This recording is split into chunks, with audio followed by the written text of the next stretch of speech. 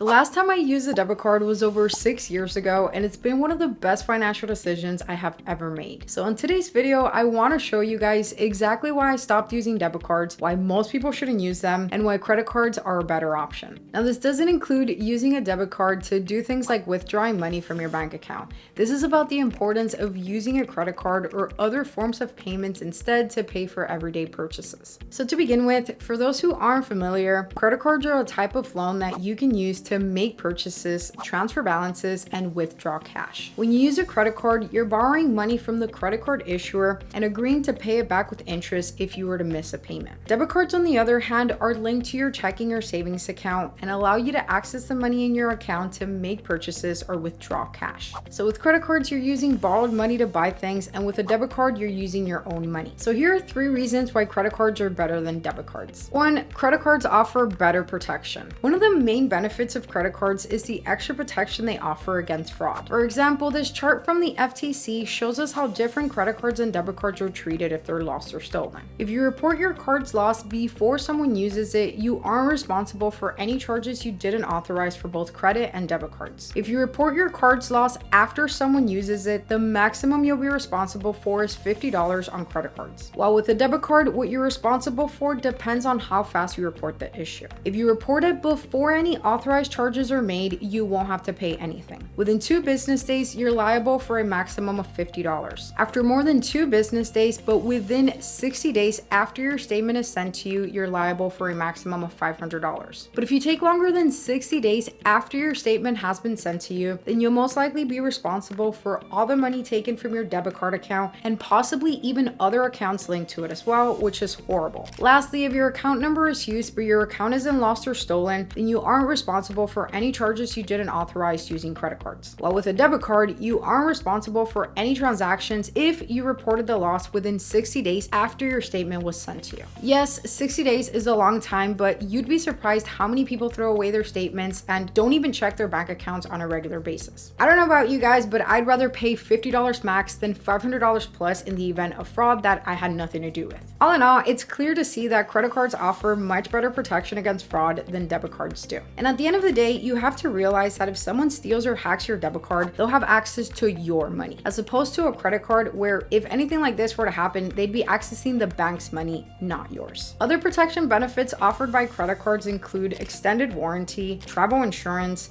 purchase protection, ID theft protection, cell phone protection, and the list goes on. This should be more than enough reason to replace your debit card with a credit card when making everyday purchases, but let's continue. 2, you can't build credit. One of the main drawbacks of using a debit card is that you're using your own money and cannot build credit. On the other hand, when you use a credit card, you're directly borrowing money from the issuer and your activity is reported to the 3 major credit bureaus, which can help you build credit if you use a credit card responsibly. As we all know, credit is extremely important. You need credit for just about everything nowadays, and one of the easiest ways to build credit is by simply using credit cards. Using credit cards will allow you to build credit, earn rewards, and save you thousands of dollars on things like car payments, rent, mortgages, interest rates, insurance, phones, loans, and much more. Here's an example of how much money you can save on a home by having a good credit score that qualifies you for a lower interest rate. Your monthly mortgage payment for a $300K house at a 6% interest rate would be $17.99. However, the same house would cost you $16.10 at a 5% interest rate. That means you'd save $189 a month, $22.68 yearly, or $68,040 over the course of a 30-year mortgage, all because a good credit score qualified you for a lower interest rate. The point is that everywhere you go, you're gonna need credit, and credit makes financing things much cheaper. And since you can't reach a good credit score using debit cards,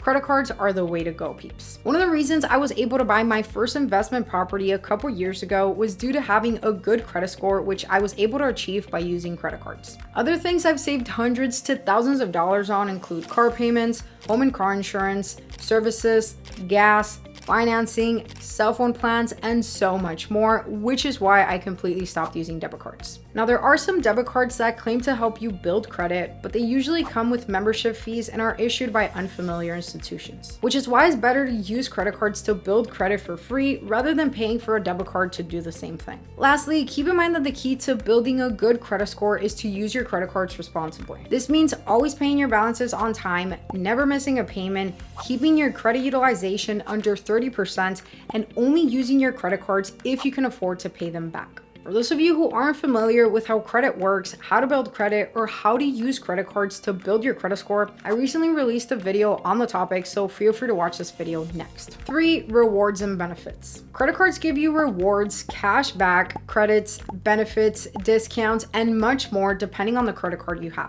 The money for these rewards usually come from the fees and interest charged to cardholders and merchants by the credit card issuers. They then pass some of their profits to credit card holders like me and you in the form of credit card rewards. Now, if you're smart with credit cards and you've watched my previous videos, then you know that you must be responsible when using credit cards, and you should only use them if you can afford to pay them back on time. Using a credit card responsibly allows you to reap all of its rewards and benefits completely for free, but using it irresponsibly will cost you a lot of money, harm your credit score, and make it pointless to have one. Some common rewards offered by credit cards are cashback, which is money you get back when you make a purchase, points, which you can exchange for merchandise, gift cards, travel, statement credits, shopping, and other things. Discounts. Some credit cards offer huge discounts on specific products or services when you use your card to make a purchase. Access to exclusive events or experiences like concerts, sporting events, or special dining experiences. Protection benefits like the ones we mentioned earlier, such as extended warranty, travel insurance, purchase protection, and more. Finally, many cards offer sign-up bonuses to new members after signing up for their credit cards and meeting certain spending requirements,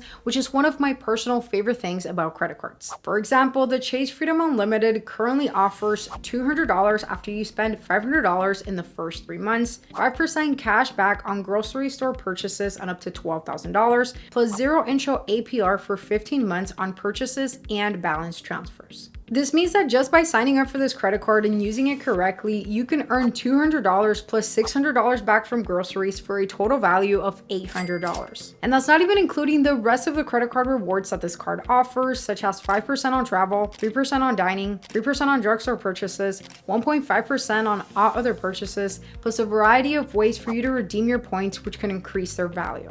So through all these rewards, it's guaranteed that you'll save a ton of money by using this card or any other credit card on things you were planning on buying anyway. I mean, it really doesn't get any better than that. However, that could only happen if you use your credit cards responsibly. If you don't, then it'll have the opposite effect, so please be careful. Remember, always use credit cards the same way you would use a debit card or cash. If you can afford to pay back what you're buying, that's perfectly fine. But if you can't, don't use them because you'll run the risk of missing payments or paying late, which will in return lower your credit score and result in very expensive interest charges. The goal with credit cards is to use them to your advantage. That way you never have to pay credit card issuers a single penny. Even if you have a credit card with an annual fee, the only fee you should be paying is that annual fee.